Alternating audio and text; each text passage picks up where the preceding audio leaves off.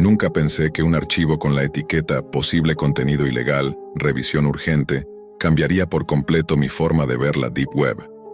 En la división de delitos cibernéticos, uno aprende rápido que no todo lo que aparece en línea merece tu atención.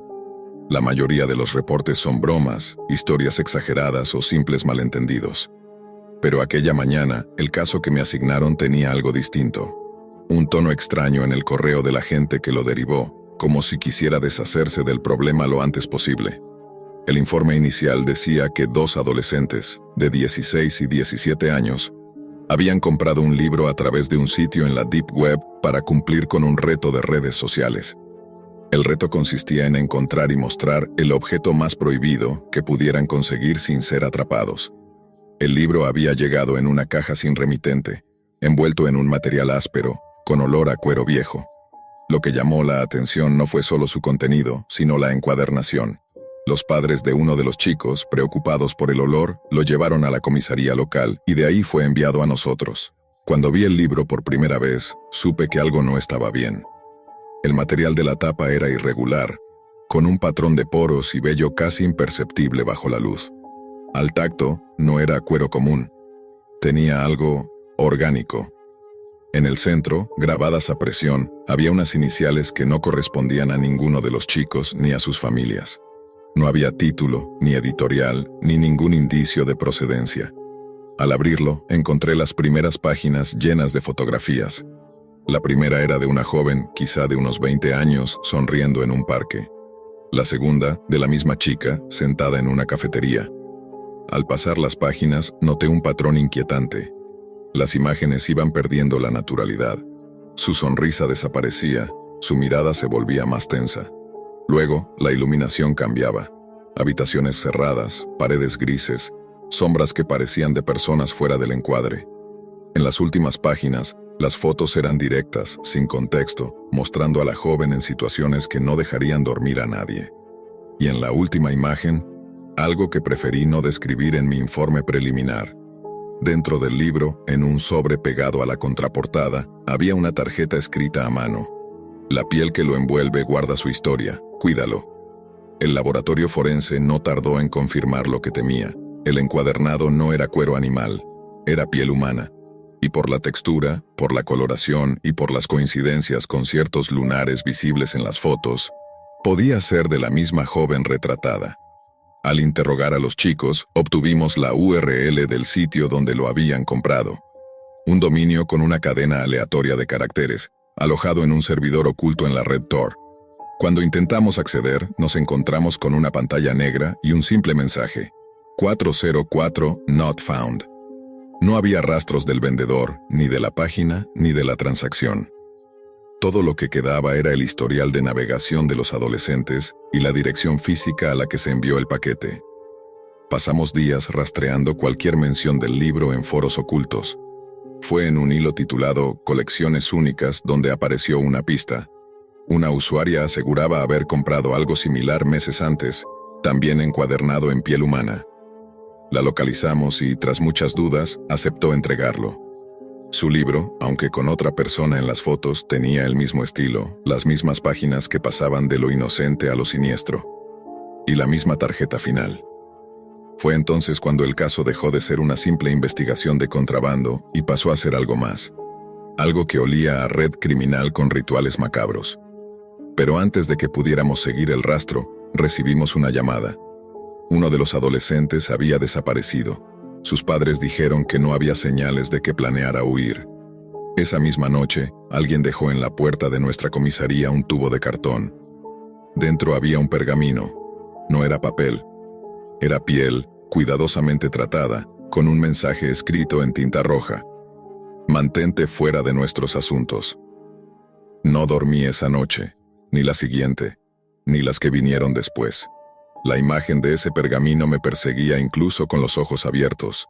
Aquella amenaza escrita sobre piel humana marcó un punto de no retorno. No era la primera vez que recibíamos advertencias en investigaciones relacionadas con la Deep Web, pero jamás con un mensaje tan personal y tan físico. Lo que me inquietaba no era solo el contenido, sino el hecho de que lo hubieran entregado directamente en nuestra puerta.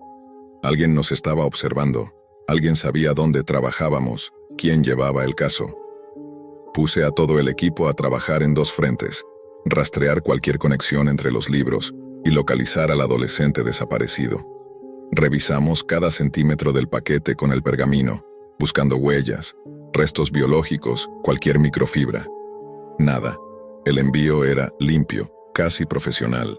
Incluso la piel había sido tratada con una técnica que evitaba la degradación y eliminaba rastros identificables. Eso no lo hacía un aficionado. Era el trabajo de alguien con conocimiento profundo de conservación y curtido, alguien que probablemente había practicado antes, demasiadas veces. En paralelo, nuestra unidad de análisis de datos revisó miles de hilos y conversaciones en foros ocultos. Muchos eran ruido, coleccionistas falsos, imitadores, bromistas. Pero en un foro ruso de acceso restringido, encontramos algo que heló la sangre del equipo.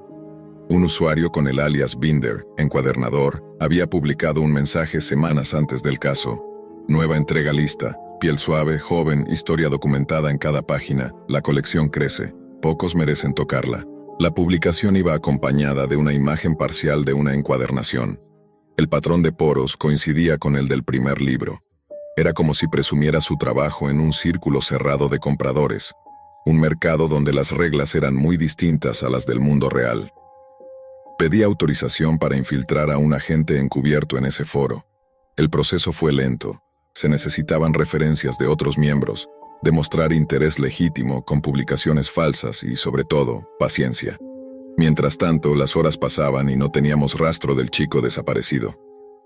Fue en ese punto cuando recibí la llamada que todavía recuerdo con un nudo en el estómago. Una mujer, con voz temblorosa, dijo que tenía algo que debía mostrarme. No dio su nombre, pero dejó claro que estaba relacionada con la gente de los libros. Nos citamos en un estacionamiento subterráneo, a medianoche. Llegué con un compañero de confianza y un equipo de vigilancia discreta. La mujer no debía tener más de 30 años, pero su rostro mostraba signos de un miedo crónico. Mirada nerviosa, respiración agitada, manos temblorosas.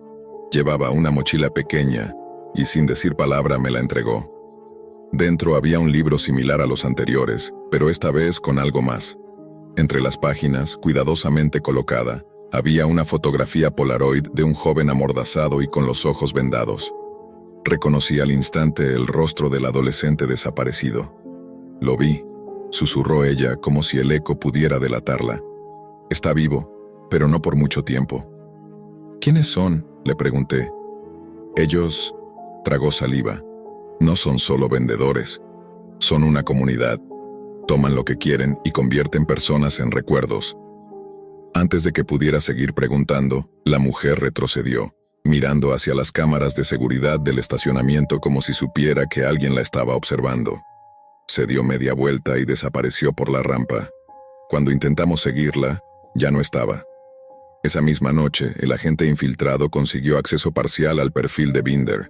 No había nombre, ubicación ni nada que permitiera una identificación directa, pero sí un catálogo privado, fotografías de encuadernaciones, descripciones de obras pasadas, y lo más perturbador, una lista de proyectos futuros.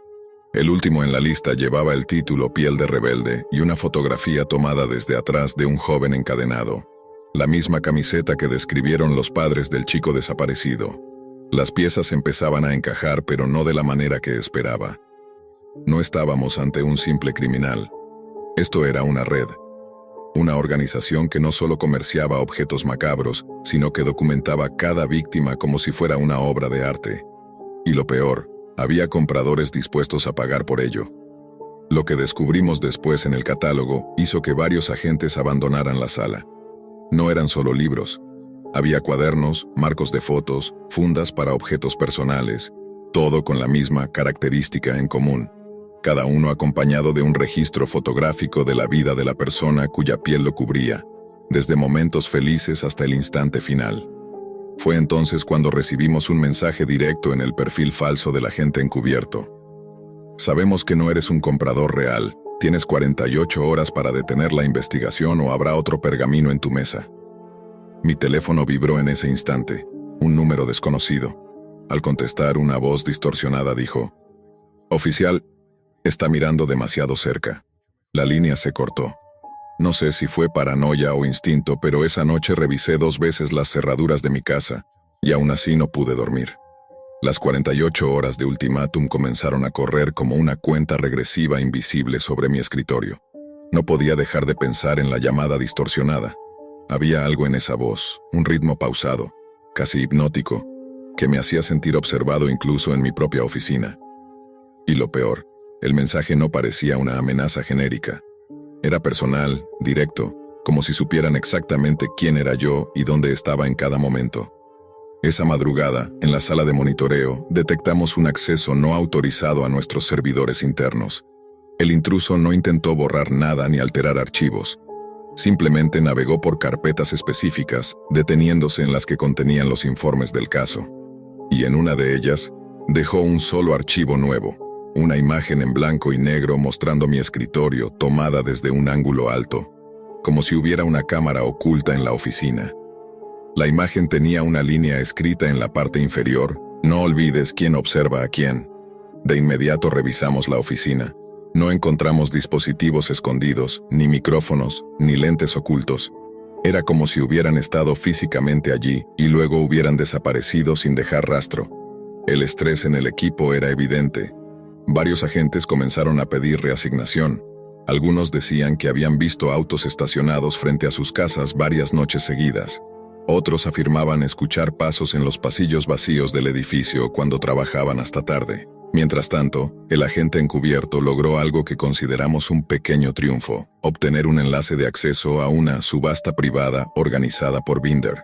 El acceso requería una clave de invitación que él consiguió haciéndose pasar por un comprador con una reputación falsa construida durante semanas. La subasta comenzaría en menos de 24 horas.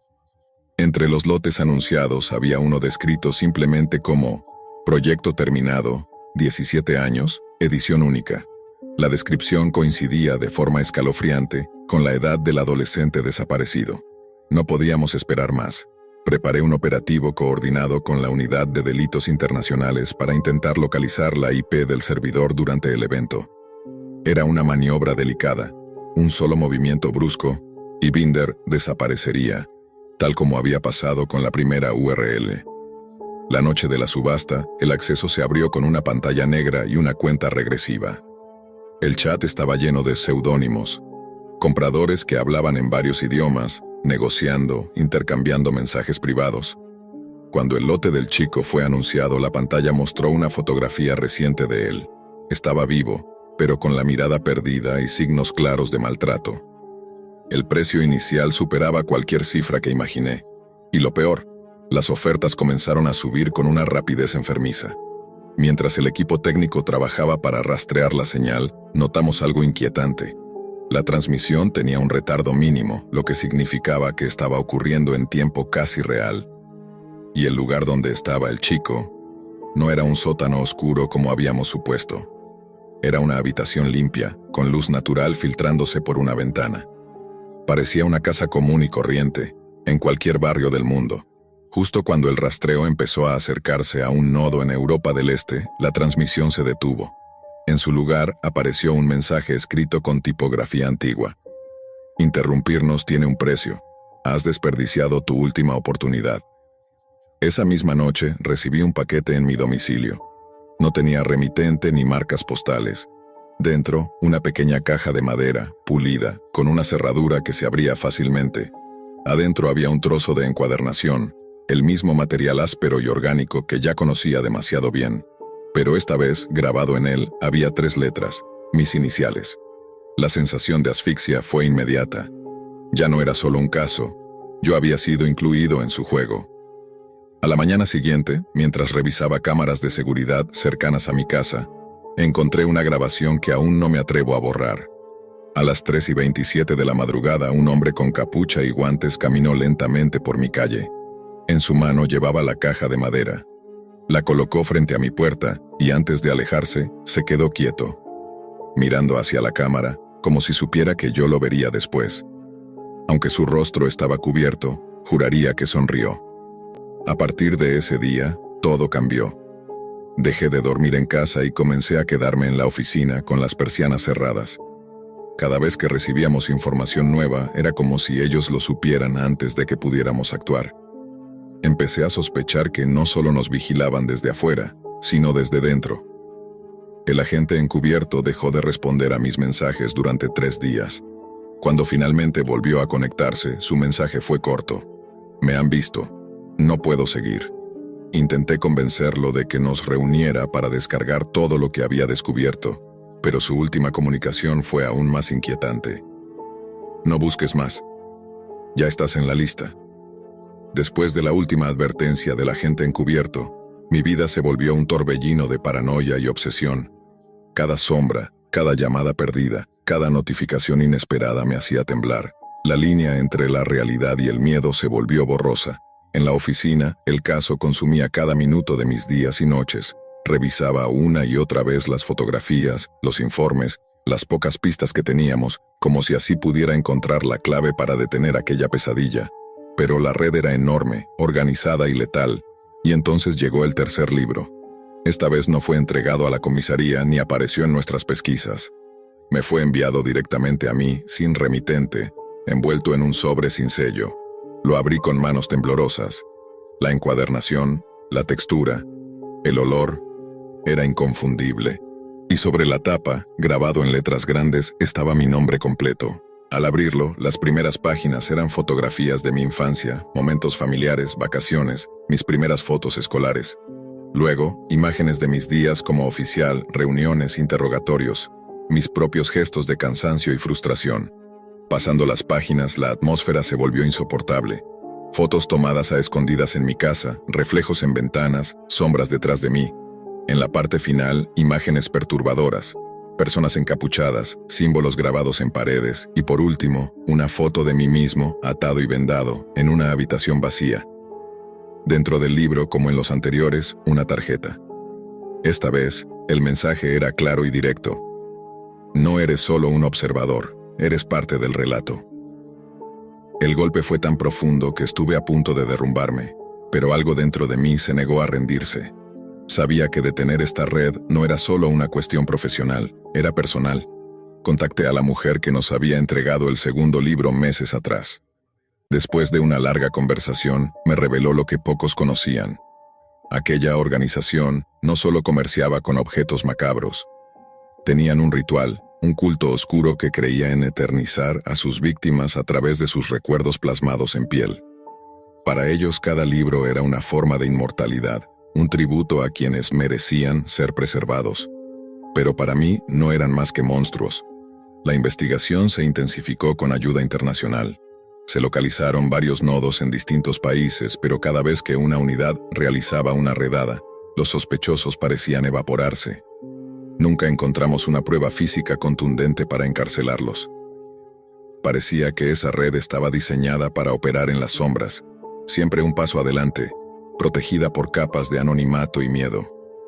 Lo más inquietante fue la desaparición definitiva del segundo adolescente involucrado. Su cuerpo nunca apareció, pero en un mensaje anónimo recibido por su familia, estaba la confesión.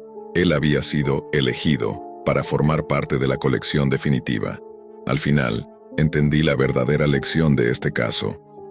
La Deep Web no es un simple espacio digital lleno de peligros visibles, sino un lugar donde el horror puede adquirir formas inimaginables y donde los límites entre lo real y lo macabro se diluyen.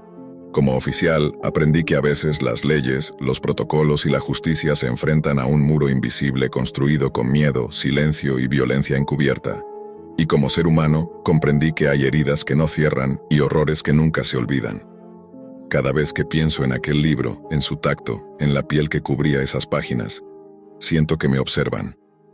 Que esa historia nunca terminará. Porque en la Deep Web, el mal tiene 1000 formas, y siempre encuentra quien quiera abrir el libro de piel humana. Charlie no era un hombre que se destacara en la vida. Sus días transcurrían entre la monotonía del turno en la cocina de comida rápida y las noches en su pequeño departamento, donde la única luz que rompía la oscuridad era la pantalla de su ordenador. Tenía 36 años y, aunque muchos consideraban que su existencia era gris y sin brillo, él encontraba un extraño refugio en el misterio de la Deep Web, un territorio digital donde las reglas parecían cambiar y donde los secretos más oscuros se escondían bajo capas de anonimato. Una noche, después de un largo día en el trabajo, Charlie decidió aventurarse un poco más allá de los rincones habituales que solía visitar en la Deep Web. Fue entonces cuando encontró la dirección resistance.onion. Al principio pensó que sería una broma más, un sitio vacío con intenciones dudosas. La pantalla estaba completamente negra y solo un mensaje parpadeaba en letras blancas. «Nos ves, quieres ser uno de nosotros». Movido por una mezcla de escepticismo y curiosidad, Charlie respondió con un mensaje sarcástico. «¿Y qué gano yo con eso?». Lo siguiente fue un torrente de texto que comenzó a desplazarse rápidamente, palabras y símbolos que se mezclaban sin sentido aparente. De repente, una presión extraña le invadió la cabeza y la pantalla pareció absorberlo. Perdió el conocimiento y cuando despertó, una hora había pasado sin que él supiera cómo. La palabra fin brillaba en el centro de la pantalla. Charlie parpadeó, confuso y algo desorientado. Quiso cerrar la pestaña, pero no pudo. Se sentía atrapado, como si aquella sala oscura no solo estuviera en su monitor, sino que hubiera penetrado en su propia mente. Los días siguientes fueron un caos. En el trabajo, sus compañeros lo miraban con una mezcla de reproche y miedo. Su gerente lo llamó a la oficina para advertirle que debía dejar de hablar obsesivamente sobre ese sitio, resistance.onion, un tema que Charlie no recordaba haber mencionado jamás.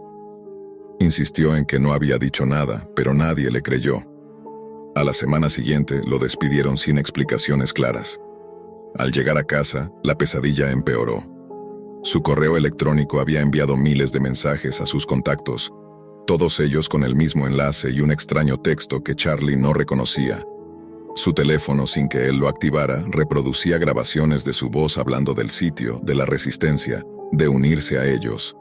Era como si algo o alguien estuviera usando su identidad para arrastrar a otros hacia esa oscura red. Desesperado y aterrorizado, Charlie empacó lo mínimo y huyó a un motel barato en las afueras de la ciudad, intentando alejarse de todo y todos.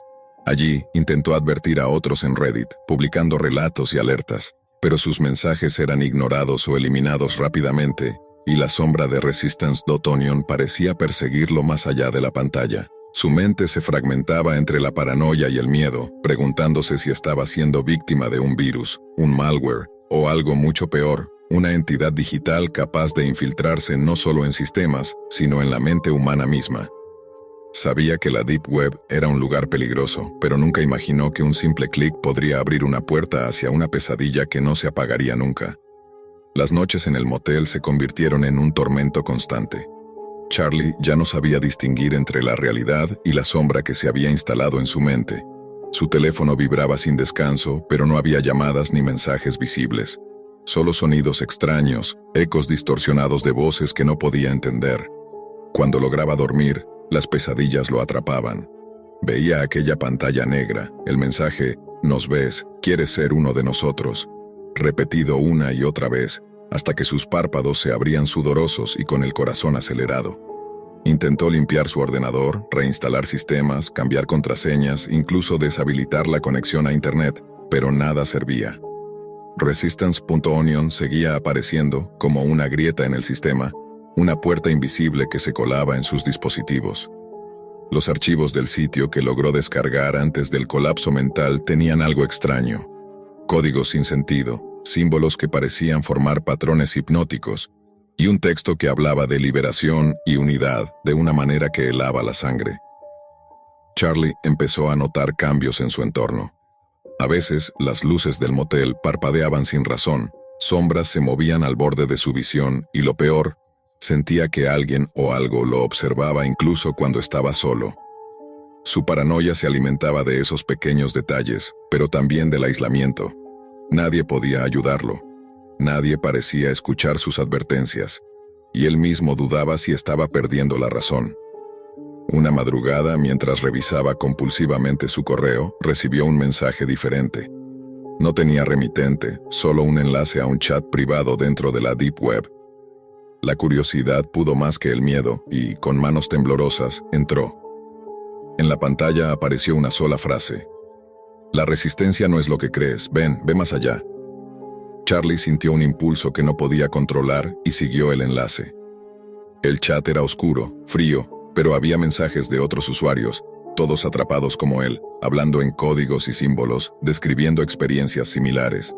Pero lo que más lo estremeció fue un mensaje que parecía escrito para él, con detalles que solo él conocía. La puerta se abrió. Ahora eres parte, no hay vuelta atrás. Ese mensaje lo quebró. No sabía si era una amenaza o una bienvenida. Trató de desconectarse, pero el chat permaneció abierto, como una sombra adherida a su realidad. Intentó bloquear la dirección, pero cada vez que lo hacía, aparecía un nuevo mensaje con instrucciones, con secretos que le mostraban cómo manipular su entorno, cómo liberar su mente de las cadenas del mundo real. Sin embargo, esas instrucciones no parecían un escape, eran cadenas nuevas.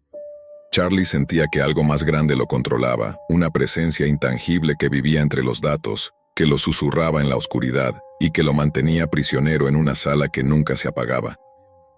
En el motel, la policía apareció una noche.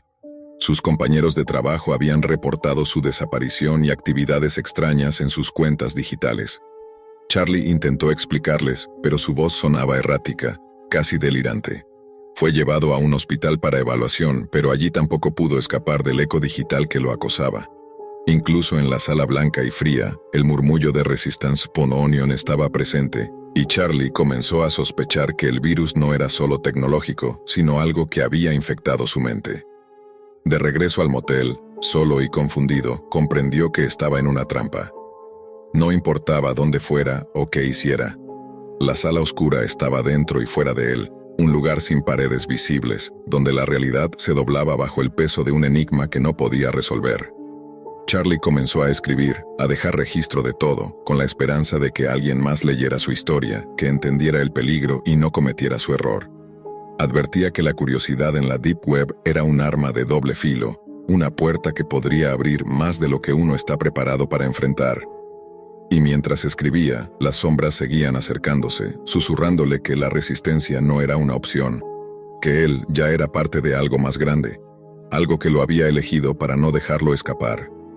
Los días se mezclaban entre vigilia y pesadilla, y Charlie ya no sabía cuánto tiempo había pasado desde que aquella palabra fin apareció en su pantalla. La realidad se desdibujaba en su mente, como si la misma estructura del tiempo y del espacio estuviera siendo manipulada por esa presencia intangible que habitaba dentro de Resistance.Onion. El motel se volvió su prisión y su refugio, un lugar donde cada sombra parecía tener ojos y cada silencio, un susurro. Intentaba mantener la cordura aferrándose a lo tangible, escribir en un cuaderno, llamar a viejos amigos, buscar ayuda en foros y chats normales de la web superficial. Pero todo estaba contaminado. Sus mensajes, sus llamadas, incluso sus propias palabras parecían volverse en su contra, enviando sin su permiso fragmentos de aquella extraña invitación oscura. Algunos conocidos empezaron a alejarse, otros respondían con indiferencia o miedo. La Deep Web, ese mundo que había admirado por su misterio y peligro controlado, se había convertido en un monstruo que se alimentaba de su mente y de su identidad. Resistance.Onion no era solo un sitio, sino un sistema vivo, una entidad digital que crecía con cada clic, que extendía sus tentáculos invisibles más allá del código y penetraba en la realidad. Una noche, en un arranque de desesperación, Charlie decidió no huir más. Se sentó frente a su ordenador y volvió a entrar a Resistance.Onion, buscando respuestas, buscando un modo de cerrar esa puerta que le había abierto un abismo en la mente. La pantalla, en lugar del habitual mensaje negro, ahora mostraba una interfaz minimalista, como una sala oscura virtual. Una voz sintetizada comenzó a hablar, suave pero firme, invitándolo a formar parte de algo que trascendía el entendimiento humano.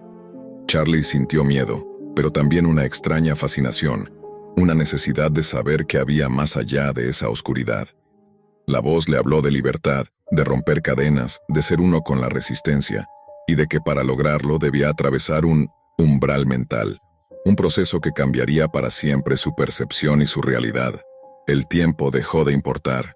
Charlie sintió cómo su conciencia se dividía, atrapada entre su cuerpo físico y esa sala oscura que parecía haberse convertido en su segundo hogar. A veces, por momentos breves, podía escuchar voces de otros como él, atrapados en esa red intangible, voces que clamaban ayuda o que simplemente aceptaban su destino. La delgada línea entre lo real y lo virtual se desvanecía más con cada hora. Charlie sabía que la resistencia era algo más que un sitio web. Era una fuerza que absorbía, que consumía, que transformaba, y mientras su mente se debatía, su cuerpo se consumía en el silencio del motel, olvidado por un mundo que ya no podía alcanzarlo. La paranoia comenzó a devorar a Charlie desde dentro, como un fuego frío que consume sin dejar cenizas visibles. Cada vez que cerraba los ojos, veía esa pantalla negra con el mensaje persistente: ¿nos ves? ¿Quieres ser uno de nosotros? No importaba si estaba despierto o dormido, esa voz digital reverberaba en su mente, un susurro que se transformaba en gritos inaudibles, un eco que retumbaba en su cabeza sin tregua.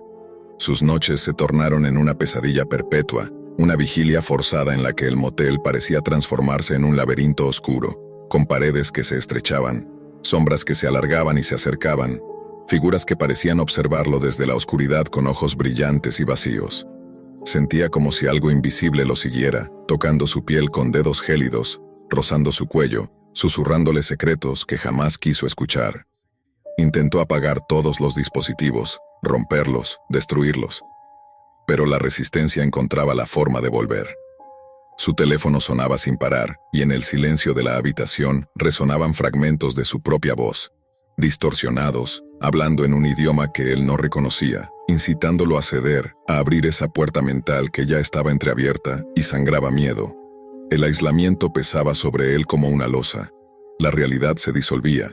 En un momento, creyó ver su reflejo en el espejo multiplicarse, transformándose en cientos de versiones de sí mismo, cada una con los ojos vacíos, con la misma frase grabada en sus labios: «Nos vemos en la sala oscura». Su respiración se aceleraba, el sudor frío le recorría la espalda, y un vértigo helado le nublaba la visión. En el motel, la luz se apagó sin explicación. La oscuridad lo envolvió por completo, y en esa negrura total, la única luz era la de su pantalla encendida, con las letras blancas que parecían respirar: «Únete o desaparece». Intentó levantarse, pero sus piernas no respondían, como si la habitación misma lo sujetara, atrapándolo en esa prisión intangible. El pánico lo paralizaba, pero también lo impulsaba a luchar. Intentó llamar a alguien, a cualquier persona, pero su voz se quebraba en un susurro incomprensible, como si la resistencia misma robara su fuerza y sus palabras. De repente, la pantalla cambió, mostrando rostros distorsionados, gritos congelados en imágenes pixeladas que parecían suplicar auxilio y a la vez advertirle que no siguiera. La frontera entre el mundo digital y el físico se rompía en pedazos, y Charlie no sabía ya qué parte de su vida era real y cuál solo una ilusión creada por esa entidad que había invadido su mente y su entorno. La sala oscura no era solo una página web, era un pozo sin fondo donde se hundía sin poder tocar el suelo. Su corazón latía con violencia descontrolada, cada sonido se magnificaba, cada sombra se convertía en una amenaza palpable. Los susurros se convirtieron en voces claras, llamándolo por su nombre, burlándose, prometiéndole que la única salida era rendirse a la resistencia. Y en ese instante, cuando todo parecía perdido, cuando la oscuridad era total y el miedo absoluto, Charlie sintió que algo se apoderaba de él, algo que iba más allá del código y las pantallas, una presencia que no solo habitaba la red, sino su propia carne, su mente y su alma. La oscuridad en la habitación parecía volverse líquida, como si las paredes mismas respiraran y se estiraran para atraparlo.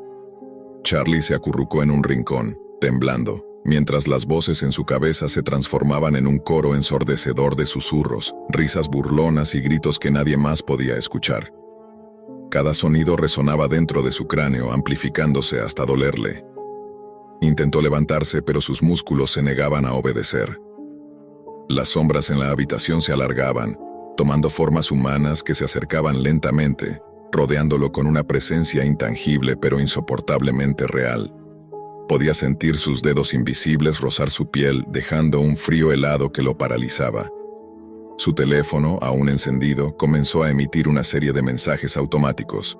Los textos, escritos en un lenguaje que mezclaba símbolos extraños con palabras conocidas, parpadeaban en la pantalla mientras la voz de Charlie, fragmentada y distorsionada, repetía frases que él jamás había pronunciado conscientemente. Se dio cuenta con horror de que estaba siendo poseído no solo por un virus, sino por una entidad que le robaba su identidad poco a poco. Intentó gritar, pero su voz se perdió en la oscuridad, tragada por un vacío insondable. La única luz era la de la pantalla de su ordenador, que de repente se iluminó mostrando una interfaz nueva, con un temporizador que contaba regresivamente. Charlie sintió cómo la presión en su cabeza aumentaba, como si el tiempo que le quedaba para escapar se agotara. El pánico le impedía pensar con claridad. La sensación de ser observado se volvió insoportable, como si 1000 ojos invisibles estuvieran clavados en él desde todos los rincones del mundo digital y físico. Sabía que no estaba solo, pero tampoco sabía si había alguien ahí para salvarlo. El último refugio de su mente se desmoronaba. La sala oscura ya no era solo un sitio web, sino un abismo que se había tragado su alma y que lo arrastraba hacia un destino desconocido, uno del que solo podía temer el peor desenlace. Charlie sentía que la presión en su pecho se hacía insoportable. El motel, la habitación, su propio cuerpo se habían convertido en un campo de batalla invisible donde una fuerza oscura lo devoraba lentamente. Los límites entre la realidad y la pesadilla se habían desvanecido por completo. Cada vez que parpadeaba, la pantalla de su ordenador aparecía frente a él, con aquel mensaje que parecía tatuado en su mente. «Nos ves, quieres ser uno de nosotros». La voz que antes susurraba ahora hablaba con una autoridad inquebrantable, envolviendo su mente con promesas y amenazas. Charlie intentó luchar, resistirse, pero sentía que sus pensamientos se fragmentaban como vidrios rotos, cada fragmento arrastrado hacia esa sala oscura que se había instalado dentro de él. El temporizador en la pantalla descendía inexorablemente, como una sentencia definitiva. De pronto, sintió un frío intenso recorrerle la espalda. La luz del monitor parpadeó y, en un instante, se encontró no en el motel, sino dentro de una habitación oscura, virtual pero tangible a la vez. A su alrededor, cientos de rostros pálidos y sin expresión lo miraban fijamente. Todos ellos atrapados, igual que él, en aquella dimensión digital. La voz le habló entonces con claridad. La resistencia no es un lugar ni un grupo, es un estado. Tú ya eres parte de nosotros, aunque no lo sepas. Cada intento de huir fortalece nuestra unión. Aquí no hay escapatoria, solo aceptación. Charlie quiso gritar, pero el sonido se ahogó en su garganta. Se dio cuenta de que había perdido el control de su cuerpo, de su mente, de su voluntad. Era como un prisionero en una celda sin paredes, condenado a existir en una sombra perpetua. Con un último esfuerzo escribió en el chat: «¿Cómo puedo liberarme? ¿Hay esperanza?». La respuesta llegó fría y definitiva. El fin no es el olvido, sino la transformación. La sala oscura es el espejo de tu alma, y en ella solo queda dejar ir lo que fuiste para abrazar lo que eres ahora. La pantalla se apagó y Charlie sintió que algo dentro de él se rompía y al mismo tiempo renacía. La realidad volvió a su cuerpo físico, pero él ya no era el mismo. La Deep Web le había cambiado para siempre. No solo había sido una puerta a un sitio prohibido, sino la llave para abrir una oscuridad profunda que lo había consumido y reconfigurado. Despertó días después, solo, en un hospital, sin recuerdos claros de cómo había llegado allí. Pero en su muñeca había un tatuaje invisible que sentía bajo la piel. Un código, un símbolo que ningún médico pudo explicar. Resistance.onion había dejado su marca definitiva. Charlie sabía que ahora era parte de algo más grande, una red que no podía ni quería abandonar. La sala oscura no era solo un sitio web, era una nueva realidad, un espacio intangible donde las almas perdidas de la Deep Web se unían en una resistencia eterna, y él, para bien o para mal, era uno de ellos. La noche estaba más callada de lo habitual en el barrio. Solo se escuchaba el zumbido de las farolas y el murmullo distante de algún coche que pasaba de vez en cuando. Mike había invitado a sus amigos a su casa, aprovechando que sus padres se habían ido de viaje. La idea original era pasarla bien. Videojuegos, música, algo de comida rápida y, como siempre, las conversaciones morbosas sobre cosas que no deberíamos estar viendo en internet. Éramos 5, Mike, el anfitrión, Daniel, el bromista que no se tomaba nada en serio, Sofía, que fingía ser la más prudente, pero siempre terminaba animando las ideas más locas, Chris, que conocía más sobre informática que cualquiera de nosotros, y yo, que al principio solo quería mirar, no participar. La noche transcurría entre risas y bocados de pizza, hasta que Chris dijo, con esa media sonrisa que siempre traía problemas: ¿quieren que les muestre algo de verdad interesante? No hizo falta mucha insistencia para que todos nos acercáramos a la computadora de Mike. Chris abrió el navegador Tor, y esa sensación de estamos haciendo algo prohibido se apoderó de todos. Al principio fueron páginas extrañas, foros llenos de códigos y mensajes incomprensibles, mercados con productos que no parecían reales, y videos de baja calidad que más que miedo daban lástima. Pero entonces apareció ese enlace, un texto en letras rojas que decía simplemente 187. No tenía título, no tenía descripción, solo el número, en un recuadro negro. Debe ser alguna especie de sala privada, dijo Chris. 187, suena a código, o a código penal de asesinato, comentó Sofía medio en broma, medio inquieta. Mike dudó un instante, pero terminó cediendo a la presión. El clic fue casi silencioso, pero el cambio en el ambiente fue inmediato. La pantalla se oscureció y luego apareció una transmisión en vivo. En el centro de la imagen, un hombre estaba sentado en una silla metálica, con las manos y pies atados. Llevaba una camiseta blanca manchada y tenía la mirada fija en el suelo. Detrás de él, 5 figuras encapuchadas y con máscaras sin rasgos lo rodeaban en semicírculo. La iluminación era precaria, pero suficiente para ver que cada una de esas figuras llevaba un número grande y blanco pintado en el pecho, del 1 al 5. La voz distorsionada de alguien fuera de cámara explicó las reglas. Los participantes elegirán números. Cada número desencadenará una acción. Sigan el orden. El juego solo termina cuando no queden más números por elegir. En la parte inferior de la pantalla, un chat en vivo bullía con mensajes en diferentes idiomas. Algunos reían, otros daban órdenes con frialdad. Y ahí, en el lado derecho, apareció una lista. Números del 1 al 20. Al principio nadie en nuestro grupo se movió, pero los espectadores en línea ya estaban eligiendo. El número 4 fue el primero en aparecer resaltado.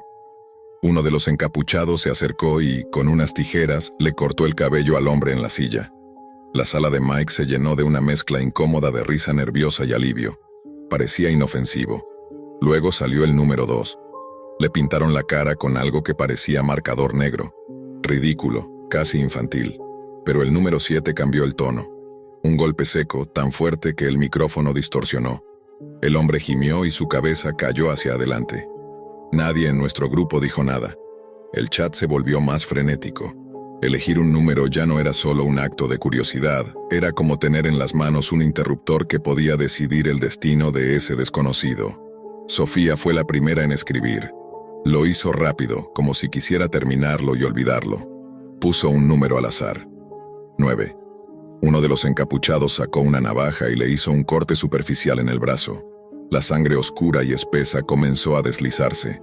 Nadie respiró. A medida que los minutos pasaban, los números iban siendo elegidos uno por uno.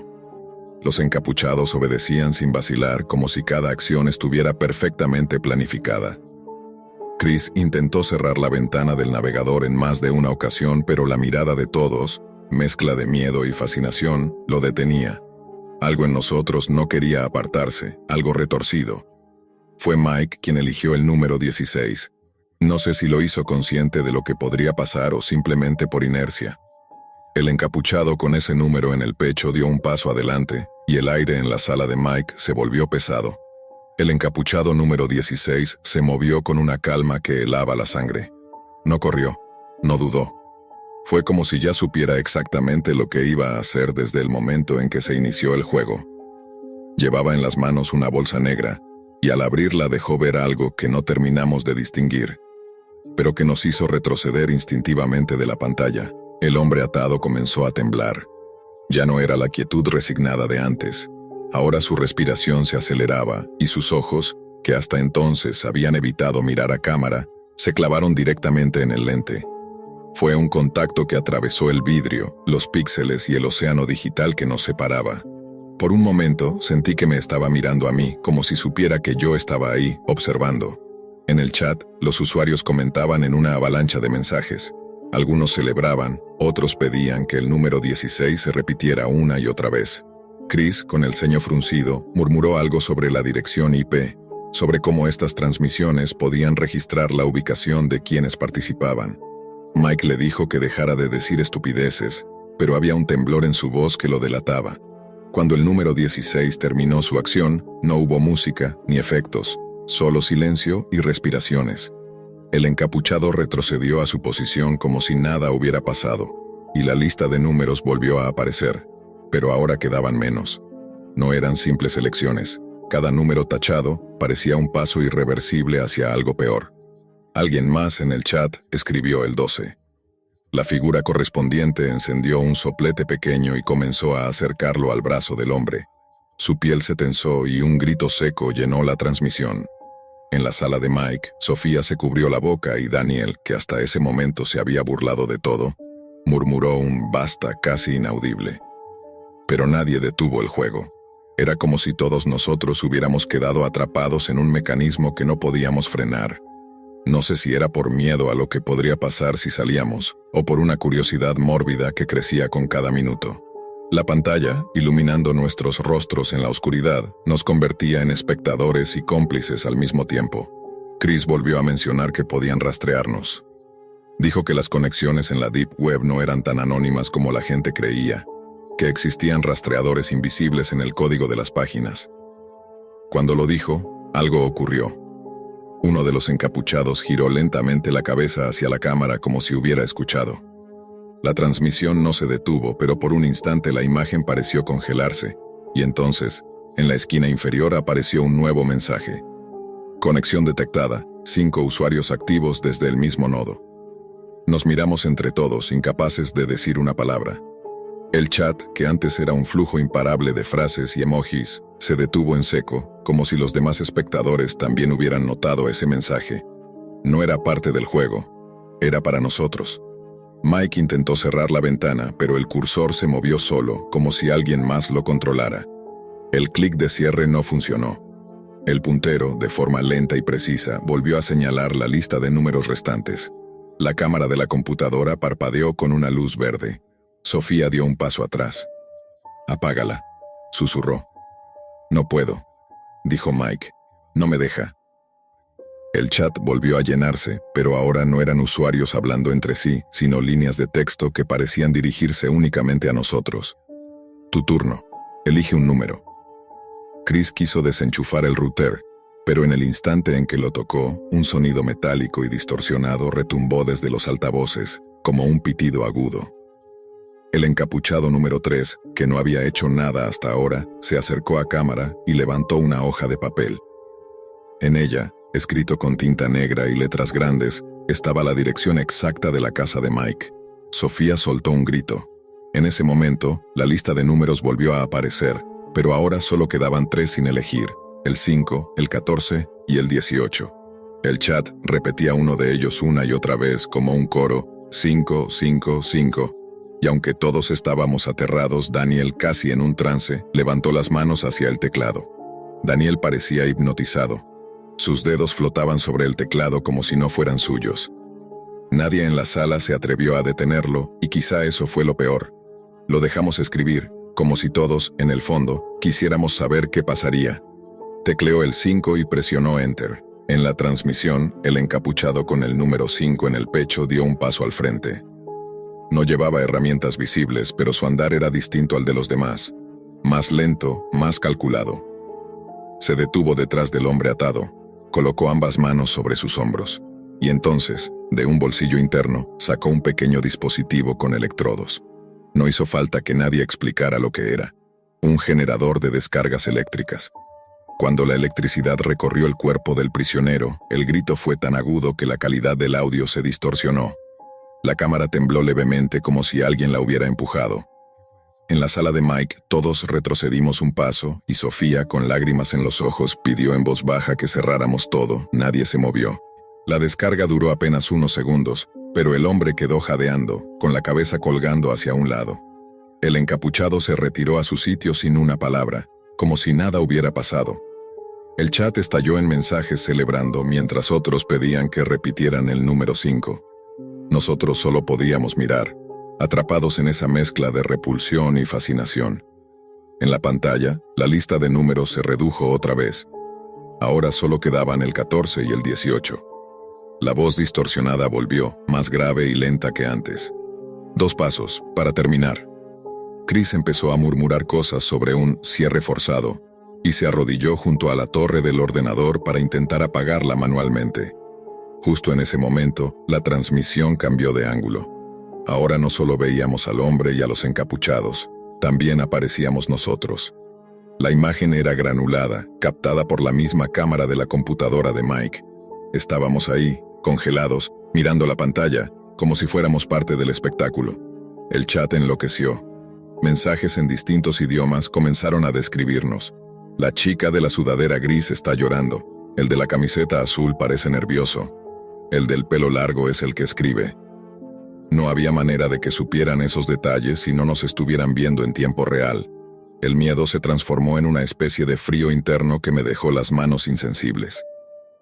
Mike se levantó de golpe y desenchufó el monitor. La pantalla quedó negra, durante 2 segundos. Luego volvió a encenderse sola, mostrando la transmisión como si nada hubiera pasado. El encapuchado con el número 14 dio un paso al frente, sin esperar que nadie lo eligiera. En sus manos llevaba un objeto que parecía una barra metálica, pero más fina, terminada en punta. La sostuvo frente a la cámara, girándola lentamente, como si quisiera que todos apreciáramos cada detalle. Luego miró, o al menos pareció mirar, hacia nuestro lado, como si supiera que nosotros éramos el objetivo real. En la sala nadie hablaba. Sofía se encogió contra la pared. Chris seguía arrodillado pero con los brazos caídos, y Daniel no apartaba la vista de la pantalla. Mike se mordía las uñas hasta que se hizo sangre. Yo, en cambio, sentía que mi corazón golpeaba en los oídos, como si el sonido viniera desde dentro de mi cabeza. Entonces apareció un nuevo mensaje en letras blancas sobre fondo negro, ocupando toda la transmisión. La última elección será tuya. Y debajo solo quedaba visible el número 18. El número 18 brillaba en la lista como si fuera la única salida posible, o la última trampa. La voz distorsionada volvió, pero esta vez sonaba mucho más cerca, como si ya no hablara desde la transmisión, sino desde dentro de la sala de Mike. Uno más y el juego termina. Mike dio un paso atrás, tropezó con una silla y casi cae. Nadie se atrevía a tocar el teclado. El chat estaba enloquecido, pero no con frases o bromas como antes. Eran instrucciones directas para nosotros. Mensajes en mayúsculas, con un lenguaje que atravesaba cualquier barrera idiomática. Hazlo, escríbelo, 18, no te escapes. Chris, que hasta ese momento había intentado mantener la calma, soltó. Esto no es solo un streaming. Hay control remoto. Tienen acceso total. Y entonces miró la cámara de la computadora como si fuera un ojo observándonos. La transmisión cambió de nuevo. Ya no mostraba al hombre en la silla. Ahora lo que veíamos era la calle de Mike, desde afuera. La imagen estaba tomada desde una perspectiva alta, como si alguien estuviera en un edificio o poste cercano, vigilando la fachada. Las luces de la casa aparecían encendidas, y en la ventana se alcanzaba a distinguir la silueta de nosotros 5. Sofía gritó y corrió hacia la cortina para cerrarla, pero cuando la tocó, el feed cambió otra vez. Ya no era la fachada. Ahora era la puerta principal, captada desde una distancia de apenas un par de metros. Y lo peor, esa imagen no era estática. La cámara se acercaba. Se escuchó un golpe sordo como si alguien hubiera dejado caer algo pesado justo frente a la puerta real de la casa. Todos miramos hacia allá, conteniendo la respiración. Silencio. Ni un paso, ni una voz, ni un roce. Pero en la pantalla, la cámara seguía avanzando hacia la cerradura. El chat se llenó de un nuevo mensaje repetido una y otra vez. Abran o jugaremos afuera. Mike balbuceó algo sobre llamar a la policía, pero el puntero del ratón se movió por sí solo y abrió una nueva ventana en el navegador. Era un mapa. Nuestra ubicación estaba marcada con un punto rojo y alrededor, 5 iconos blancos, en movimiento, acercándose desde distintas direcciones. Cada icono llevaba un número, 1, 3, 5, 14 y 18. El corazón me latía tan fuerte que pensé que se me iba a salir. Sofía se encogió en un rincón. Chris apretaba los puños y Daniel parecía ausente, como si su mente ya no estuviera ahí. Se levantó lentamente, caminó hasta el teclado y con una calma enfermiza escribió 18. En la pantalla, el encapuchado con el número 18 apareció por primera vez. Su máscara era diferente, más alargada, sin orificios para los ojos y con una boca tallada en una sonrisa grotesca. En sus manos sostenía un pequeño objeto envuelto en tela negra. Lo colocó sobre una mesa, frente a la cámara, y empezó a desenvolverlo. Primero cayó una cuerda, enrollada con cuidado. Luego, algo que parecía un cuchillo, pero mucho más largo y delgado, con una hoja que reflejaba cada destello de luz. Y al final, un teléfono móvil, viejo, con la pantalla agrietada. Lo encendió y, sin que nadie lo tocara, comenzó a marcar un número. El teléfono fijo de la casa de Mike sonó. El sonido hizo que todos diéramos un salto. Nadie quería contestar, pero tras el segundo timbrazo la transmisión mostró un mensaje. Si no responden, entraremos. Mike miró a todos, temblando, y tomó el auricular. No dijo nada, pero la voz que respondió se escuchó perfectamente en toda la sala. Era la misma voz distorsionada de la transmisión. Tu número ya fue elegido. El golpe que vino después no fue en la puerta. Fue en la pared, justo detrás de nosotros. Un ruido seco, como si algo pesado hubiera caído del otro lado, acompañado por un arrastre lento, raspando la superficie. En la pantalla, el encapuchado 18 dejó el cuchillo sobre la mesa, y la cámara comenzó a girar lentamente hacia una puerta, que era exactamente igual a la de la habitación en la que estábamos. La cámara en la transmisión seguía girando, enfocando esa puerta idéntica a la nuestra. La luz parpadeaba, y el sonido de ese arrastre detrás de la pared se volvió más rápido, como si algo o alguien se estuviera moviendo directamente hacia nosotros. Nadie respiraba. Mike, con el teléfono fijo aún en la mano, susurró un ¿qué quieren de nosotros? La voz distorsionada respondió, más baja que nunca. Ustedes ya jugaron, ahora es nuestro turno. En ese instante, la imagen de la transmisión cambió de golpe. Ya no veíamos ni al hombre en la silla ni a los encapuchados. Ahora la cámara estaba en la misma habitación donde nosotros estábamos, pero captada desde una esquina alta, como si siempre hubiera habido una cámara escondida allí. Nos vimos a nosotros mismos, congelados, mirando la pantalla, y luego, uno por uno, aparecieron detrás de nuestras versiones en la transmisión los 5 encapuchados. Sofía gritó, Chris cayó de espaldas y Mike soltó el auricular. Pero lo más aterrador fue que en la vida real no había nadie detrás de nosotros. Todavía. En la transmisión, el encapuchado número 18 levantó el cuchillo y lo colocó suavemente sobre el hombro de la versión de mí que aparecía en la pantalla. Y en ese momento, algo frío, metálico, real, tocó mi hombro. Me giré de golpe, y ahí estaban.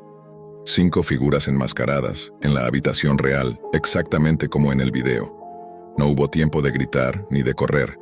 Las luces se apagaron y la computadora emitió un último pitido antes de quedar en negro. Cuando desperté, estaba solo. La habitación estaba vacía, las sillas volcadas y la computadora destruida. Mike, Daniel, Sofía y Chris no estaban.